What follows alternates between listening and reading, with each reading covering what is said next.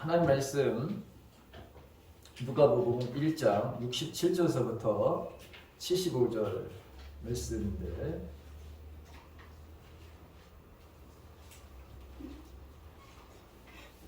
우리 한 목소리로 함께 말씀을 봉독하도록 하겠습니다.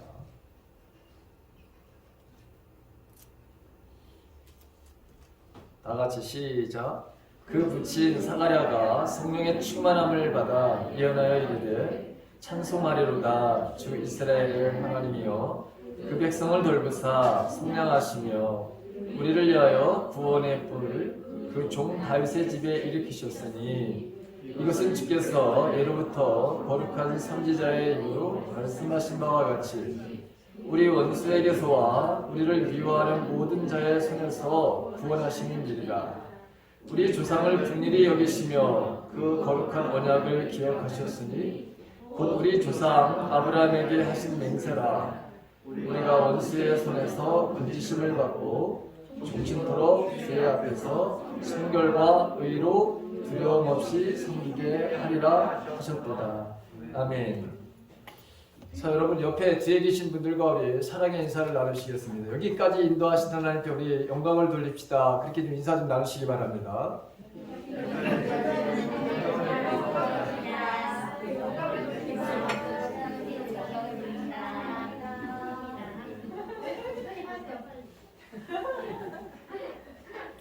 자, 오늘 사가랴가 성령의 충만함을 받아서 하나님께서 사가랴에게 주신 말씀, 그걸 바로 예언이라고 하는 것이거든요. 주신 말씀을 선포하는 것.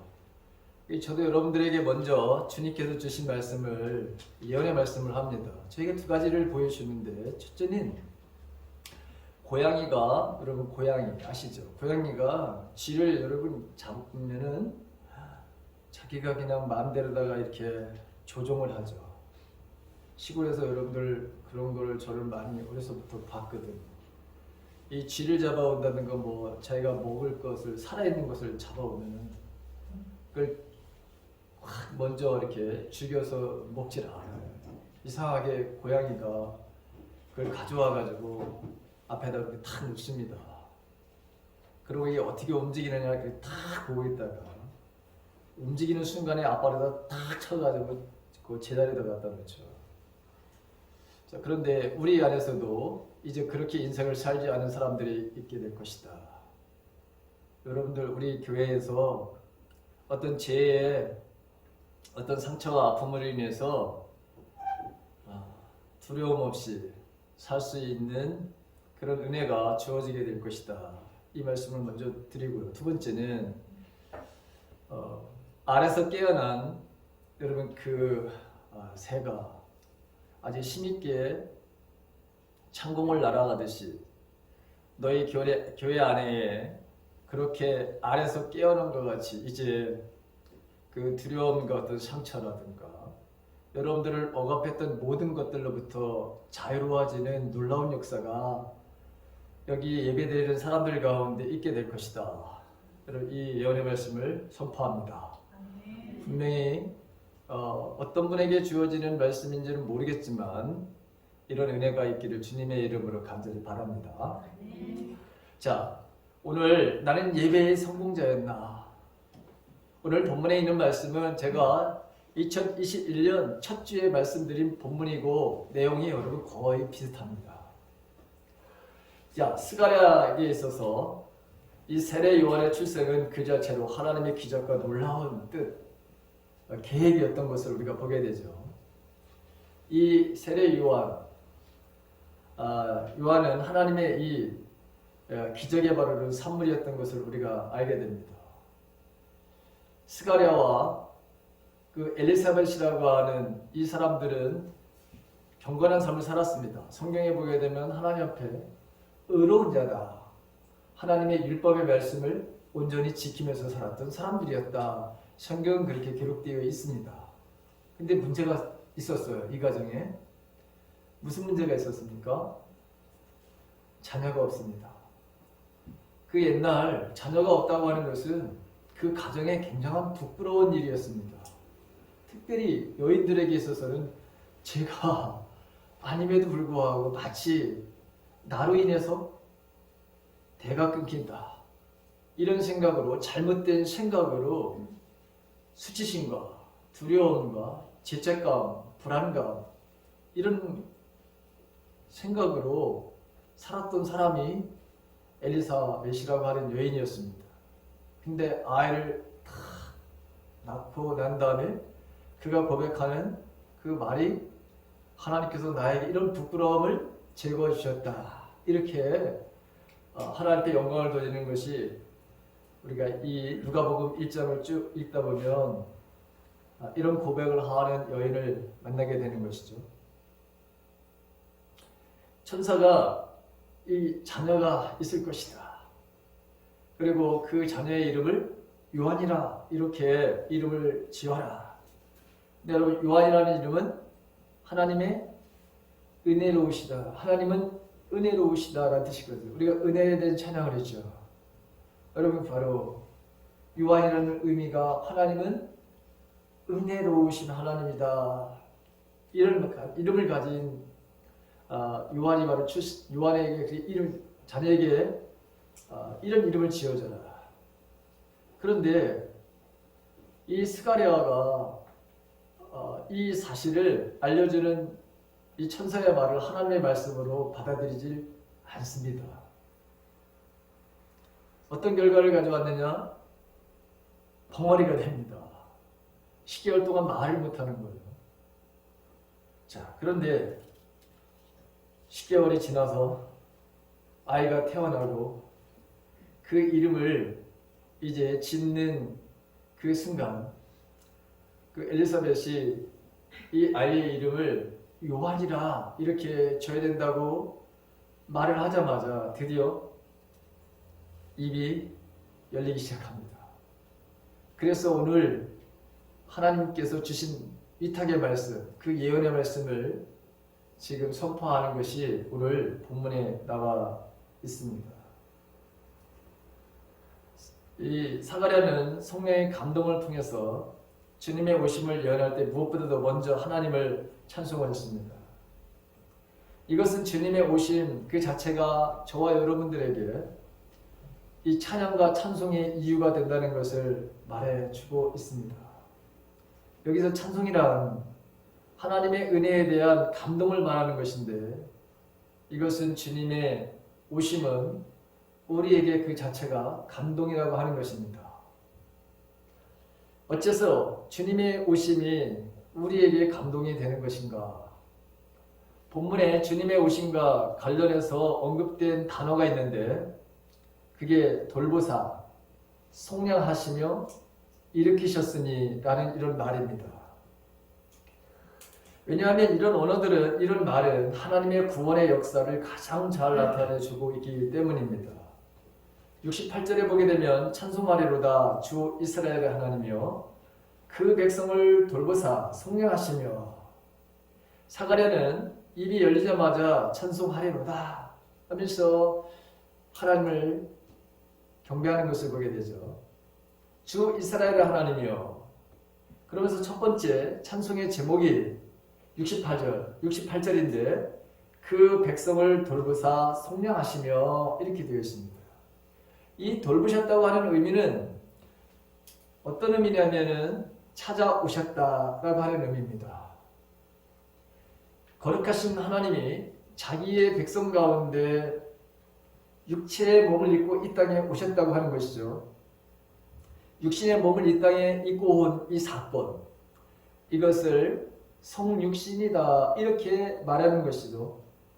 영어로 다루는 인카네이션이라, 하나님께서 하늘의 영광을 모든 것을 다 버리시고 이 낮고 낮은, 그리고 정말 그 냄새나고 아주 더럽고 그런 마구간에 인간의 몸을 입고 가장 겸손한 모습으로 오신, 이 겸손의 모습으로 오신 이 예수님이 진정한 왕이다라고 하는 것을 어제 제가 말씀을 드렸고, 이분은 온 세상에 평강을 주시려고, 평화를 주시려고 이 땅에 평강의 왕으로 오셨다라고 하는 것이죠.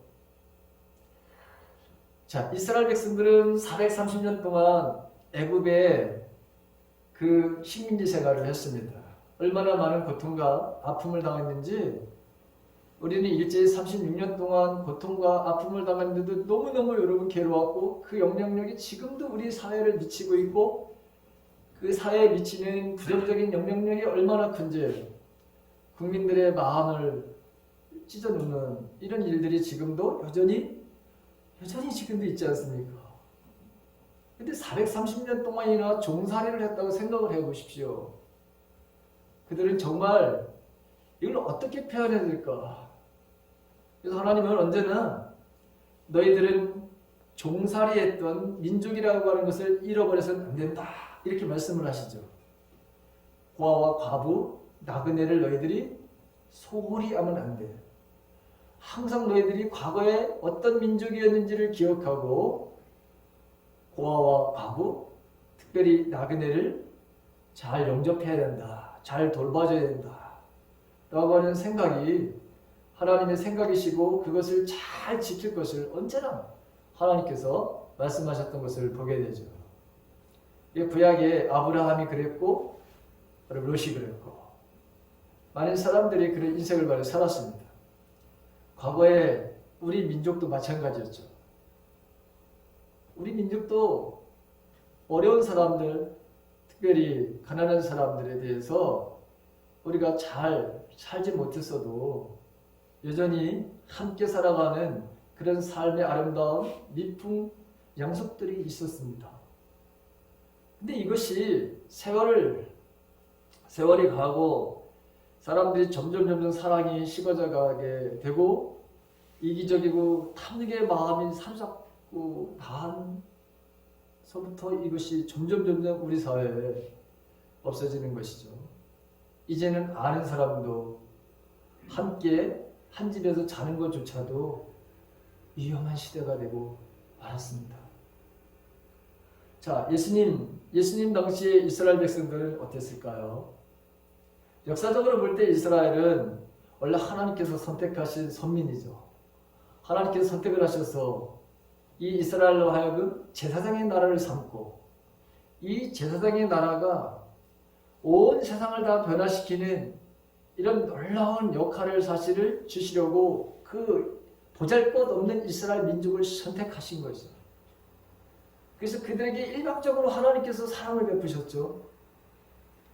그리고 끌어내시고 종살이했던 이 430년 동안이나 종살이했던 이 유대 민족을 여러분 끌어내시고 그래서 공짜로 가나안 땅의 그 땅 이미 7 족속이 거기에 살고 있었는데 그 7 족속을 다 제거하시면서 그리고 앞으로 너희들이 이 민족을 제거하면서 그 땅을 너희들이 차지해야 된다. 이미 하나님께서 아브라함에게 여러분 주셨던 것이잖아요.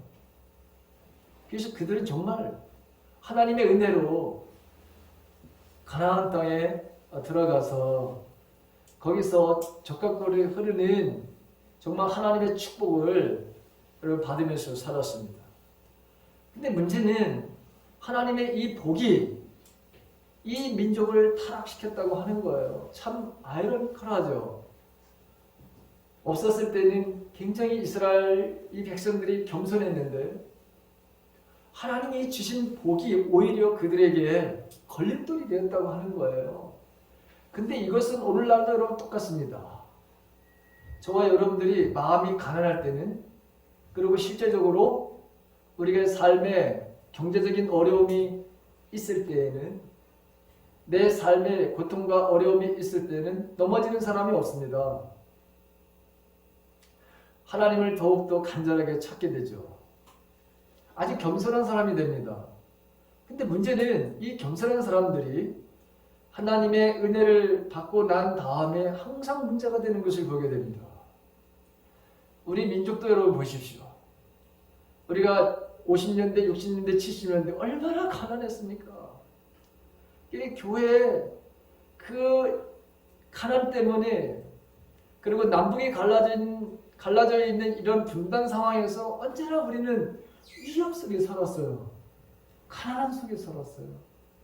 그래서 이 우리의 믿음의 선진들이 교회에 들어가서 여러분 날마다 울었어요. 저는 그걸 압니다. 날마다 울면서 여러분 무슨 기도하시는지 아닙니까? 이 대한민국을 좀 잘 살게 해달라고. 하나님, 우리도 저 이스라엘 백성들처럼 우리도 하나님의 약속의 백성인데 우리가 이렇게 가난하게 살아서는 되겠습니까? 우리도 제발 좀 잘 먹고 잘 살게 해달라고. 그들이 언제나 가서 여러분 울었어요. 하나님 앞에 새벽에 아니면 한밤중에 아니면 365일 금식을 하는 사람도 있었습니다. 한 끼, 두 끼 여러분 금식을 하면서. 그래서 여러분 우리나라가 우리 민족이 88 올림픽도 하게 되고요. 2002년 월드컵도 치르게 되고요. 그리고 선교사들 한때는 대한민국이 최고 많은 선교사를 파송하는 나라가 됐어요. 그런데 문제는 이런 하나님의 은혜를 입고 난 다음서부터 이 민족이 타락을 했다는 게 여러분 문제가 생기는 거예요. 교회가 옛날에 그 영성을 다 잃어버렸어요. 기도하는 영성을 다 잃어버리고 하나님 앞에 가난한 마음들을 바로 잃어버리고 이제는 하나님 없이도 우리가 얼마든지 잘 먹고 잘 살 수 있다라고 하는 이 교만한 마음을 갖게 되니 사회가 혼란스러워지고 있고 악이 바로 여러분 더욱더 세상을 바로 지배하는 나라로 만들어가고 있습니다. 그래서 저와 여러분들은 다시 돌아가야 돼요. 어디로? 기도의 자리로. 어디로? 말씀의 자리로. 그런 저와 여러분들이 되시길 간절히 바랍니다. 말라기 선지자 여러분 이후에 보십시오. 그들은 헬라 제국의 주권을 빼앗겼죠. 그리고 안티오쿠스 에피파네스라고 하는 여러분 이 무지막지한 바로 여러분 이 분봉왕 이 사람에 의해서 성전이 바로 어떻게 됩니까? 성전의 돼지 유대인들이 그렇게 싫어하고 먹지도 말아야 될 그 돼지를 바로 거기서 잡아요. 이 안티오쿠스 에피파네스라고 하는 이 분봉왕 우상을 바로 숭배하는 그것을 강요를 하게 되고 많은 사람들이 숭배의 피를 흘리게 되는 것을 보게 됩니다. 마카비 형제들에 의해서 독립의 왕조를 세우긴 했지만 역시 얼마 못 가 무너지고 말죠. 그래서 지금은 예수님이 바로 여러분 지금 그 활동하시던 그 시대를 보십시오. 로마라고 하는 어마어마한 권력과 신과 거짓된 평화로 나라를 바로 다스리는 그때에 이스라엘 백성들은 정치적으로 경제적으로 모든 면에 바로 여러분 뭐죠? 극심한 고난을 당하는 거예요. 그래서 항상 그들은 예수님에게도 항상 물어봤던 것이 무엇이었습니까? 언제 우리가 독립이 되는 것입니까? 언제 우리가 우리의 주권을 찾고 우리가 국민된 그 권리를 누리면서 이 땅에서 살 수 있습니까? 그게 항상 그들의 질문이었어요. 그런데 주님은 그게 문제가 아니야. 나라를 찾고 너희들이 주권의 백성으로 살아가는 그 근본적인 그게 너희들의 문제가 아니야. 가장 근본적인 문제는 뭐냐? 너희들이 하나님을 온전히 섬기는 거야. 이 세상에 하나님을 섬기지 않으면 너희들은 똑같이 다른 사람들 너희들이 로마를 지배하는 것 같이 너희들도 다른 사람을 지배하며 살 것이고 로마라고 하는 나라가 이 세상에서 없어진다 하더라도 또 그거보다도 더 엄청난 억압과 착취를 하는 사람들이 항상 너희들을 다스리고 서로가 죽이고 서로 미워하고 이런 사람들이 이게 반복되는 거야. 그래서 나라의 회복이 우선이 아니라 먼저 하나님 나라가 이 땅에 실현되어져야 되는 거야. 이걸 여러분 강조하시는 것을 우리가 보게 되죠. 어쨌든 이 유대의 백성들은 절망과 고통과 서로 간의 미워함과 불신의 바로 삶을 살게 되었습니다. 세금도 더 여러분 착취를 당하는 일이 벌어지게 돼 있잖아요. 세리들이 여러분 누굽니까? 로마 사람들이었습니까? 아니죠. 같은 유대인들이었죠. 우리가 잘 아는 사케오, 마태. 이 마태복음을 저술한 이 마태도 바로 여러분 세리요. 우리가 그 유명한 사케오라고 하는 사람은 아예 세리장이야.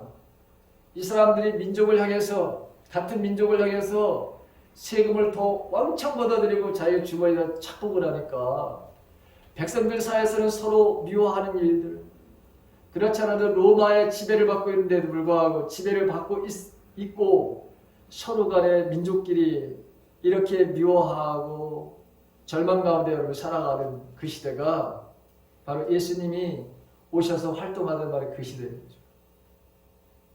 예수님이 오실 때도 어제 제가 말씀드렸지만 예수님이 오실 때도 타락한 헤롯 대왕의 그 엄청난 억압에 관한 정치를 했을 뿐만 아니라 하나도 나아진 것이 없어요. 그의 손자 때에 가게 되면 더욱더 이 민족을 괴롭히는 그런 상황입니다. 무엇보다도 비참한 것은 말라기 선지자 이후에 400년 동안 하나님의 말씀을 일치는 선지자가 나타나지 않았다는 것이죠. 말씀이 없는 하나님의 백성들, 여러분 그것은 한마디로 버림받은 것이죠. 그러나 이제 하나님이 그들을 바로 구원하시기 위해서 하늘의 보좌의 영광을 버리시고 그들 가운데 육체의 몸을 입고 오셨다고 하는 그 사실 자체가 이게 바로 뭐죠? 하나님 앞에 영광을 돌리고 찬양을 해야 될 첫 번째 이유가 여기 있다. 이 사가랴가 바로 이것을 우리에게로 말씀하시는 거죠. 그런데 놀라운 것은 구원의 역사는 언제나 하나님의 이렇게 찾아오신 돌보심으로부터 시작됐다는 것을 우리는 너무나도 잘 압니다.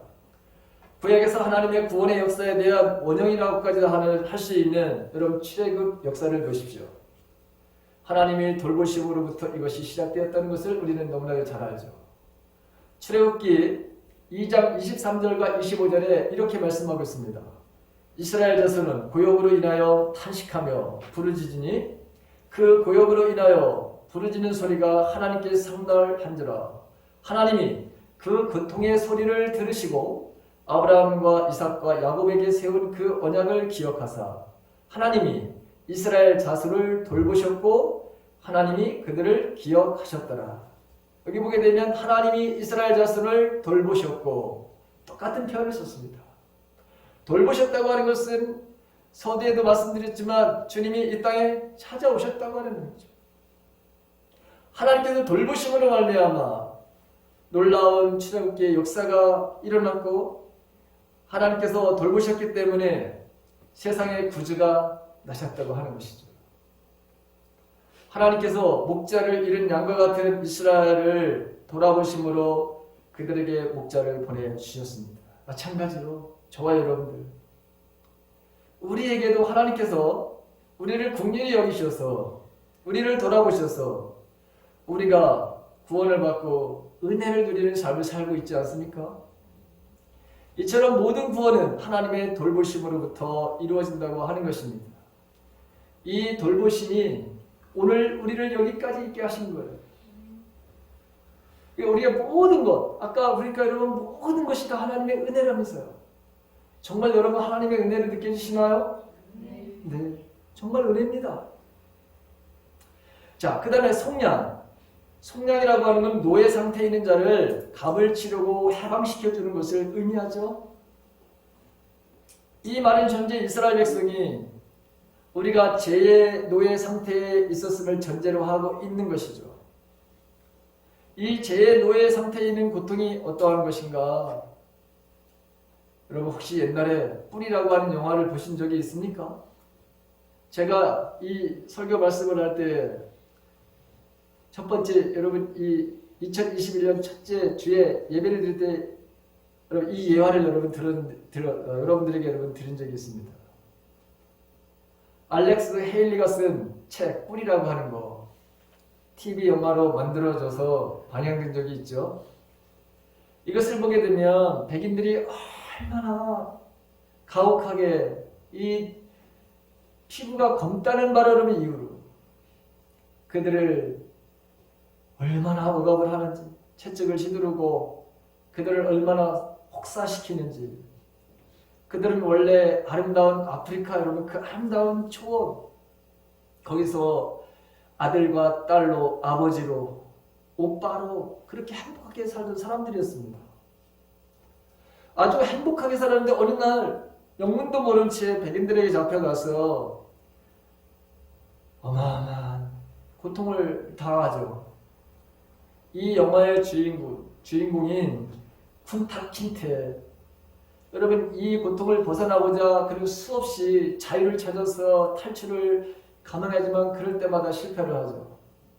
결국 그의 주인이 발등을 도끼로 바라름 찍어서 불구가 되게 만들죠. 왜? 아예 탈출을 하지 못하도록. 그리고 그는 하녀 벨과 결혼을 합니다. 그가 딸 키지를 낳았는데 그 딸도 자라서 아버지와 같이, 엄마와 같이 노예로 팔려가고 새로운 주인에게 겁달까지 당해서 임신하게 되는 그 모든 과정을 보여주는 뿌리라고 하는 영화. 이 노예들은 대를 이어서 말할 수 없는 고난을 당하게 됩니다. 자기들이 백인들 사이에서 돈에 팔려 이리저리 짐승처럼 끌려다녀야 했던 그 고통은 여러분 정말 그 무엇으로도 여러분 다 표현할 수가 없는 것이죠. 벗어나고 가고 싶어도 도무지 힘이 없어서 벗어날 수 없었습니다. 그들은 짐승처럼 취급을 받고 고생하다가 여러분 병들면 여러분 그냥 주인이 갖다 버리는 거예요. 이렇게 죽으면 말이야 여러분 새의 밥이 되든가 아니면 지나다니는 바로 이 짐승들의 밥이 되든가 여러분 그들을 바로 장사 지내주는 그런 바로 주인이 있었던가요? 아주 혹시 어쩌다가 좋은 주인을 만나서 그가 자기 몸값을 치르고주고 놓아줄 때 그 저주스러운 노예 생활을 바로 끝낼 수가 있었죠. 우리가 죄에 사로잡혀서 사단의 노예가 되었을 때도 이와 똑같다고 하는 것이죠. 누가 여러분 우리를 이 원죄로부터 자범죄로부터 우리를 여러분 해방시켜 줄 수 있는 것이 여러분 세상에 무엇이 있었습니까? 우리가 육체의 정욕과 안목의 정욕, 살림살이에 대한 자랑에 목말라 일생을 살아오게 된 우리들. 너의 운명은 이렇게 주어졌어 라고 하는 이 운명주의에 빠지게 하는 이 속임수에 우리가 살아왔고 미움과 원망과 여러분 거짓말에 속아서 살게 되었습니다. 원래 하나님의 형상대로 만들어진 내가 아니라 온갖 상처와 아픔으로 잘못 만들어진 나, 거짓된 나, 그것이 나인 줄 알고 그렇게 우리가 속아왔어요. 그것이 마치 진짜 나라고 여기면서 그렇게 살아왔던 내 모습. 탐심과 우상숭배와 같은 이 사단의 저주와 죄의 고통에서 벗어날 수 있는 길은 여러분 무엇이었습니까? 사단은 우리들에게 끊임없이 속이고 이 운명의 바로 운명적인 바로 삶을 살아야 된다고 저주의 바로 여러분 삶이 너에게 주어진 그게 너의 운명이라고 그렇게 받아들이고 우리는 지난날 주님을 만나기 전에 주님을 만나고 나서도 내가 누구인지를 모르고 사단의 속임수에 그 거짓말에 여러분들은 속아왔고 그래서 여러분들이나 나나 가정에서 그렇게 전쟁을 하면서 여러분 사는 거 아닙니까? 사가랴는 제사장이었기 때문에 인간의 죄에서 구원받기 위해서 속량이 필요하다는 것을 너무나도 잘 알았습니다. 그렇다면 누가 이 죄값, 이 속죄를 지불할 수 있었는가? 바로 하늘 보좌를 버리시고 이 땅의 가장 낮은 자들, 속죄를 지불할 수 있는 온전하신 이 예수님만이 이걸 할 수 있었다. 그래서 예수님은 죄 없으신 그의 몸으로 우리를 위해서 대신 죄값을 치러주셨다. 이것을 지금 예언하는 거죠. 저와 여러분들이 이 죄와 허물로부터 벗어날 수 있었던 것도, 그리고 우리가 온갖 마음의 상처와 아픔으로부터 해방될 수 있었던 것도 오직 주 예수 그리스도의 이 성량의 이 사랑이라고 하는 것을 여러분 믿으시나요? 그래서 여러분, 저와 여러분들은 해방될 수 있는 거예요. 그래서 저에게 여러분 주신 그 예언의 말씀이, 너희들은 더 이상 이제 그 고양이 앞에서 어쩔 줄 모르는, 이리가 저리도 피할 수 없는 그런 사람들이 아니라 완전한 자유의 삶을 살게 될 것이다. 너희들이 이제 알아서 깨어나서 헐헐 하늘을 마음껏 나는, 그래서 창공을 유유히 날 수 있는 그런 사람들이 될 것이다. 그런 예언의 말씀을 먼저 여러분들에게 선포한 거예요. 예수님 십자가에서 물과 피를 다 흘려 여러분 우리를 위해서 속죄의 제물이 화목제의 제물로 그분은 그렇게 우리를 위해서 모든 것을 다 내어주신 것이죠. 구원의 뿔을 그의 종 다윗의 집에서 일으키셨다라고 하는 그런 말을 썼습니다. 다윗의 집에서 일으키셨다.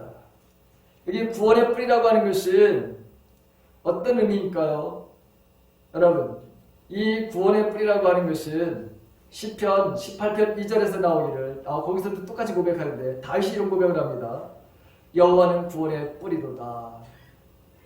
뿔이라고 하는 것은 여러분 힘을 상징하는 거예요. 능력을 상징하는 거예요. 권능을 상징하는 거예요. 여호와는, 하나님은 나의 구원의 뿔, 나를 구원할 수 있는 힘이 있는 분, 전지전능하신 분, 바로 권세 있는 분이라고 하는 것이죠. 그 사가랴는 바로 오실 메시아가 바로 이 구원의 뿔이라고 하는 것입니다. 시편 132편 17절에도 똑같은 말씀이 나오는데, 나는 다윗의 자손 가운데서 한 사람을 뽑아서 큰 왕이 되게 하고 내가 기름 부어 세운 왕의 통치가 지속되게 하겠다. 여러분, 이 말씀도 보게 되면 이 땅에 오실 그 메시아, 즉 예수 그리스도가 어떤 바로 여러분 삶을 살게 되는지를, 어떤 사역을, 어떤 일을 하게 하시는지를 말씀하는 그런 예언의 말씀이죠. 하나님의 구원하심이라고 하는 것은 이 땅에 오실 그 메시아라고 하는 그 오늘날 말하는 예수 그리스도가 그분의 바로 본분, 그분의 바로 사명, 그분이 바로 하신 일, 그것은 인간의 바로 구원이라고 하는 것이죠.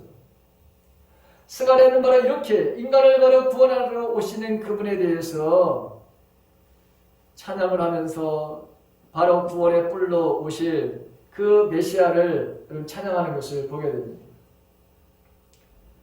사단은 온갖 방해와 여러분 유혹을 통해서 우리를 괴롭히고, 우리를 그리스도의 바로 그리스도 하나님과의 온전한 관계 속에서 점점 더 여러분 멀어져가고 끊어버리고, 관계가 바로 여러분 성실되어가는 영적인 죽음으로부터 우리를 바로 여러분 점점 더 자기 편으로 끌어들이는 것이 사단이 하는 전략이잖아요. 우리의 정말 여러분 그런데 주님은 우리에게 승리자가 되셨습니다. 내가 세상을 이겼다, 이렇게 말씀하시잖아요. 주님은 세상과 사단을 이기셨습니다. 그분은 우리를 원수와 미워하는 자의 손에서, 즉 세상의 주관자인 이 사단으로부터 저와 여러분들을 구원해 주셨습니다. 하나님은 우리를 어떻게 여러분 축복하시고 계십니까? 우리가 원수의 손에서 건지심을 받고 그 다음에 종신토록, 여러분 죽을 때까지라고 하는 것이에요. 종신토록은 죽을 때까지 주의 앞에서 성결과 의로 두려움이 없이 섬기게 하리라 하셨다. 놀라운 하나님의 은혜가 우리들에게 여러분 주어지는 것을 보게 됩니다.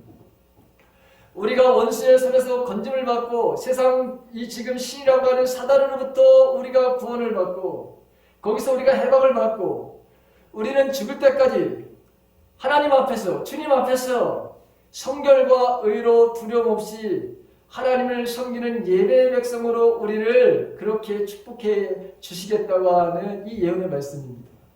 저는 이 예언의 말씀을 우리 교회에 2021년도 펴다가 여러분 정한 거예요. 제가 기도하는 가운데 하나님께서 너네 교회에게 주는 이 말씀을 1년 내내 명심하고 정말 성결과 의로 두려움 없이 하나님을 섬기는 공동체가 되게 하라. 구원은 원수의 손에서 건짐을 받는 일이잖아요. 자유롭지 못한 그것에서 자유, 즉 해방을 받게 되는 것이잖아요. 여러분, 우리의 원수는 누굽니까? 우리로 하여금 하나님을 온전하게 섬기게 하지 못하는 모든 장애물들이 다 원수죠. 더 구체적으로 말한다면 내가 원래 하나님께서 만드신 원래 형상대로 만든 내가 아닌 가짜로 만들어진 지금 나, 온갖 상처와 아픔으로 만들어진 바로 내 모습, 그 다음에 이 세상에 여러분 이 지금 풍조, 그 다음에 무엇보다도 이 나를 그렇게 속이고 있고 또 세상에 바로 이런 온갖 불의한 바로 문화를 만들어내는 그 배후에서 최종적으로 움직이고 있는 이 사단이야말로 여러분 우리의 원수 중에 원수지요. 그것으로부터 우리가 해방되었습니다.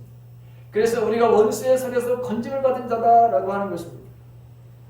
예수 그리스도 외에 다른 이름으로 구원을 이룰 수 없기 때문에 오직 예수님만이 우리가 이 원수의 손에서 건짐을 받을 수 있는 유일한 길은 오직 예수의 이름 외에 다른 이름이 없습니다. 이것이 사도들이 목숨을 걸고 순교하면서까지 전했던 복음의 핵심입니다. 이 말씀 때문에 우리는 때로는 우리가 오해를 받기도 하고 조롱을 받기도 하고 비난을 받는 것이죠. 너네가 믿는 예수님만이 정말 유일한 구원의 구세주냐? 여러분, 이건 변함이 없는 진리죠.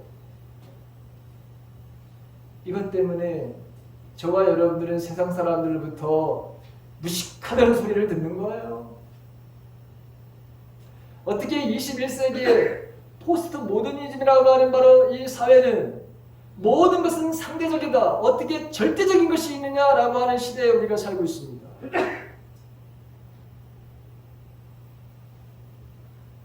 그런데 하나님만이 진정한 구세주이시죠?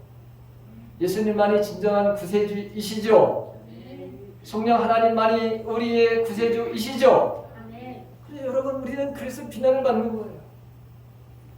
그래서 때로는 무식하다고 세상 사람들이 우리를 향해서 무식한 놈들이라고 그렇게 취급을 받는 거예요. 그래도 여러분 어쩔 수 없죠. 이 진리를 우리는 포기할 수 없기 때문에. 자, 두려움 없이라는 말, 두려움 없이라고 하는 말은 이제는 기쁨과 기도와 감사로 당당하게 하나님을 섬기게 되었다고 하는 것입니다. 왜냐하면 하나님께서 우리들에게 원하시는 것이 무엇이냐? 우리가 항상 기뻐하는 것이고 항상 우리가 깨어서 기도하는 삶이고 범사에 우리가 감사하는 삶이 우리를 향하신 하나님의 뜻이라고 했는데, 이것을 당당하게 여러분 어떤 두려움이 없이 어떤 바로 방해가 있다 하더라도 우리는 하나님 앞에 예배하는 예배의 바로 공동체라고 하는 것. 구원은 그래서 하나님 앞에서 예배의 삶으로 죽을 때까지 예배의 바로 삶을 살아갈 예수 그리스도에서 우리는 하나님과의 관계를 회복하고 하나님의 자녀로서 바로 살아가는 것. 이 구원은 성결이라고 하는 것, 즉 거룩한 삶, 세상과의 분리, 그 다음에 공의와 공평의 삶으로 우리를 바로 이끌어가는 것이죠. 구원은 우리가 예수를 믿는 순간 한순간에 바로 이루어지기도 하지만, 그러나 우리가 성화의 단계를 바로 거쳐가면서 점점 우리는 성숙한 주님의 모습으로 닮아가는 사람들입니다. 그래서 성화는 여러분 단계적인 거예요. 구원을 바로 믿음으로 우리가 구원을 바로 받았지만 저와 여러분들은 여전히 지금도 온전한 모습이 아닌 것이 많습니다. 그래서 거기에 대해서 우리는 날마다 회개하고 우리는 날마다 믿음의 주여 온전케 하시는 예수님만을 바라보면서 우리는 나아가는 것이죠. 여러분, 구원의 삶이 무엇입니까? 어떻게 이해하고 여러분 설명할 수 있을까요? 구원은 구체적으로 삶을 표현한다면 어떤 모습일까요? 그게 바로 여러분 오늘 말씀 중에 하나님과의 관계에서 거룩함이라고 하는 거예요. 내가 거룩하니 너희도 거룩하라. 하나님의 속성이 거룩하심입니다. 그렇다면 너희들도 거룩해야 된다. 즉 구별된 삶을 살아야 된다. 너희들도 세상에 살지만 세상의 가치관으로 사는 것이 아니라 하나님의 법으로, 하나님의 말씀으로 살아가는 것이다. 여러분, 그러면 우리는 거룩한 하나님의 백성이 될 수 있습니다. 그 다음에 여러분, 그 의로라고 하는 것이죠. 자, 의. 여러분, 이 의라고 하는 것은 두 가지 바로 여러분 그 의미가 두 가지 뜻이 있습니다. 하나는 체데크라고 하는 말입니다. 차다크라고 하는 말이기도 한데, 자, 이 말은 뭐냐면 사전적으로 이런 의미입니다.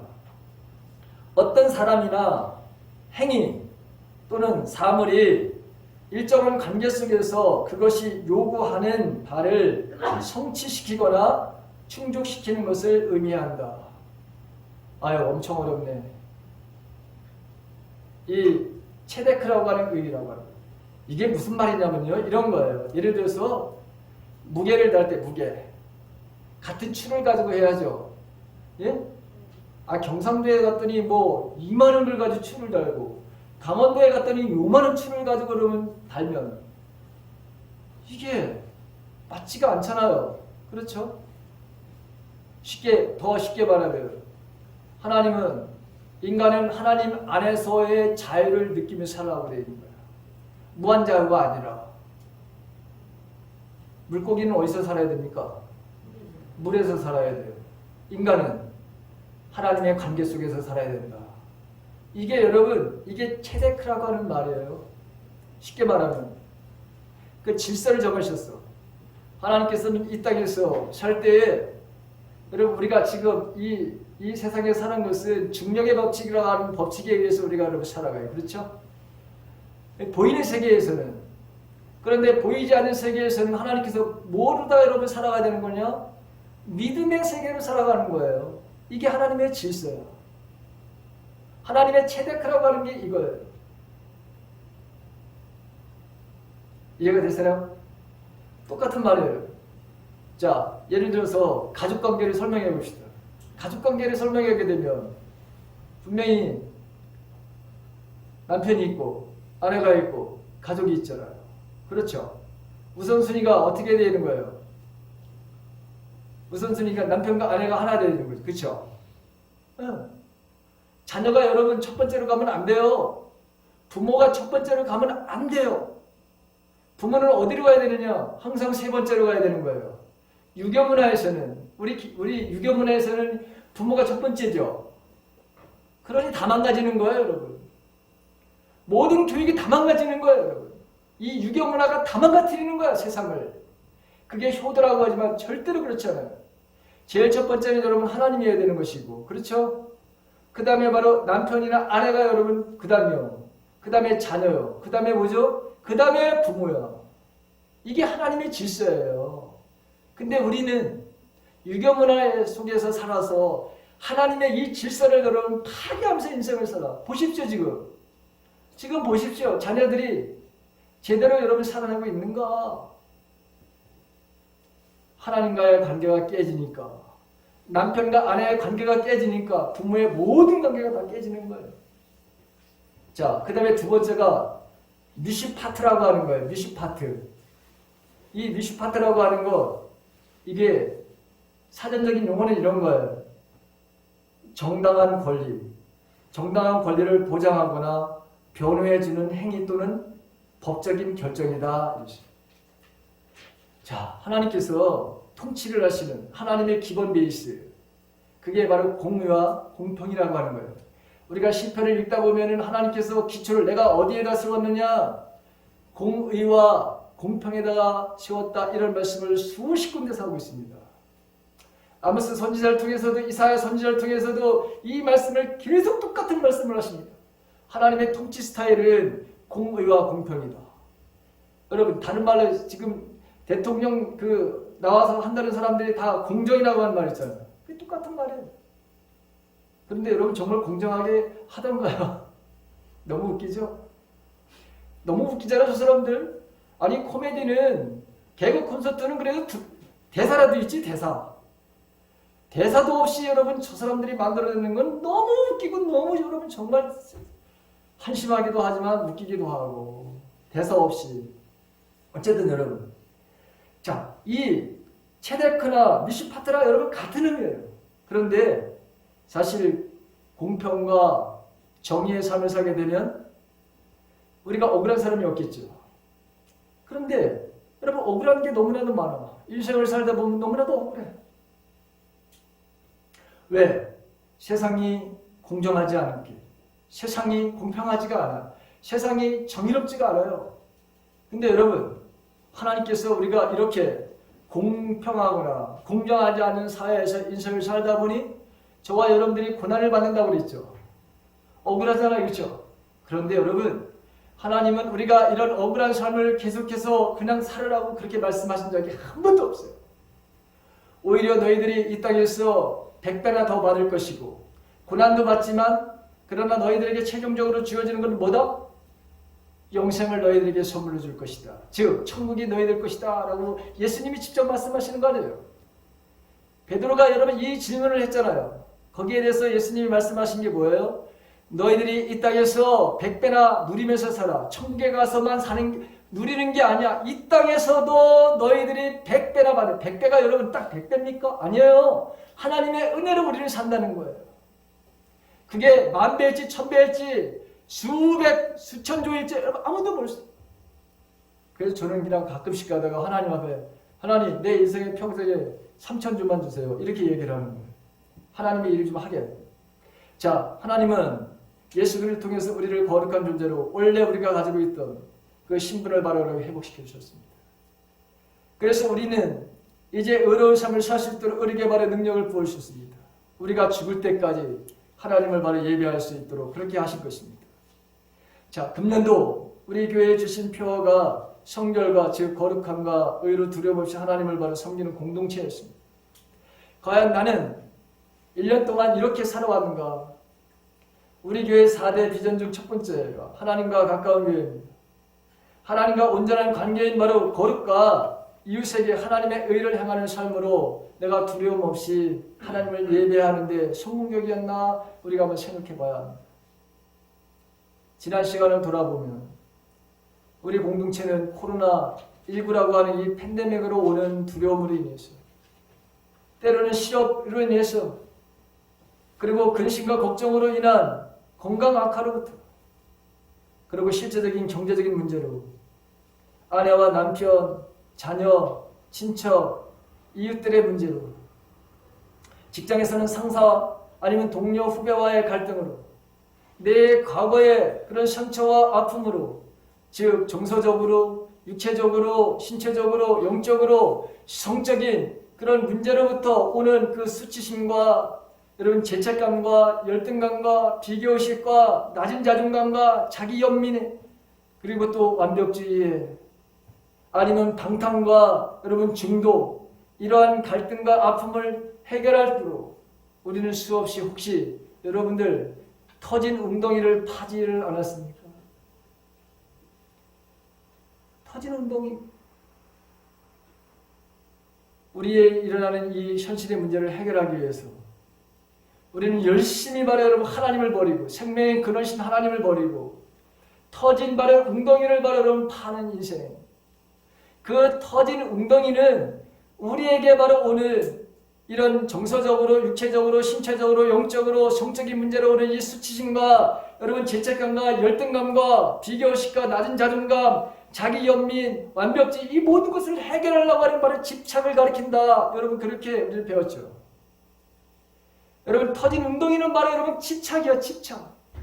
내가 내 인생의 문제를 해결하려고 하는. 그런데 여러분 우리는 이제 압니다. 내 인생의 문제는 내가 해결할 수 없다는 것. 우리 인생의 모든 문제는 하나님만이 내 인생을 책임져 주시고 해결할 수 있다고 하는 것. 그래서 여러분 두려움 없이 우리가 하나님을 섬기는 거예요. 그 어떤 것도 여러분 우리를 두렵게 하는 것은 이 세상에 아무것도 없어요. 오직 삼위일체 하나님만을 우리가 두려워하면서 인생을 살게 되어 있어요. 내가 내 인생에 닥쳐오는 문제들을 스스로 해결하고 했던 모든 일들 여러분 이제 마지막 주일인데 우리 강현수 집사님도 내가 해결한다. 이것에 대해서 우리 철저하게 해결을 해야 합니다. 내 인생의 문제들, 눈앞에 보이는 현 상황, 사건들만을 보고 낙심하고 그리고 낙담하고 절망했던 모든 것에서부터 우리는 회개를 해야 합니다. 내 마음의 아픔과 상처, 고난, 즉 내 인생의 모든 문제, 그것이 외부에서 왔건 내부에서 왔건 눈에 보이는 것이 없어지면 될 것이라고 속아왔던 여러분 우리가 속음을 당한 것, 이것도 여러분 우리가 회개해야 되는 거예요. 왜? 분별력 없이 살아왔기 때문에. 내 인생의 모든 문제는 삼위일체 하나님과의 관계 속에서만 해결될 수 있음을 알게 된 것에 대해서 이번에는 우리가 하나님 앞에 감사해야 되는 거예요. 회개와 여러분 감사가 있는 주일이 되길 간절히 바랍니다. 이제는 여러분 우리가 속지 않을 것이에요. 알게 되고 깨닫게 하시고 여러분 그래서 다시는 이 사들의 속임수에 의해서 내가 죄책감이라든가 수치감이라든가 아니면 내가 어떤 열등감에 빠진다든가 내가 자존감, 낮은 자존감에 빠져서 인생을 살지 않게 하시는 이 놀라운 하나님의 은혜, 모든 것이 정말 하나님의 은혜입니다. 앞으로 우리에게 어떤 시련과 고난이 오더라도 하나님과의 거룩한 관계, 이웃과의 바로 하나님이 옳다고 생각하시는 이 의로운 삶을 살아내므로, 즉 사랑의 바라는 삶을 살아내므로 2020년도에는 우리보다 지금보다도 훨씬 더 어려운 문제가 있을지 모르지만 그러나 저와 여러분들이 정말 예배의 성공자들이 되시길 간절히 바랍니다. 예배의 성공자. 예배의 성공자들은 모든 인생의 문제가 예배자가 하나님을 존중히 여기는 자, 그 사람들은 하나님께서 그들의 인생의 모든 문제를 다 해결해 주십니다. 정말 내가 이제는 예배의 성공자로 인생을 살리라, 이런 마음의 결단들이 새해에는 더 열심히 여러분들의 삶 속에서 그런 삶을 살아내는 증거들이 나타나기를 주님의 이름을 간절히 축원합니다.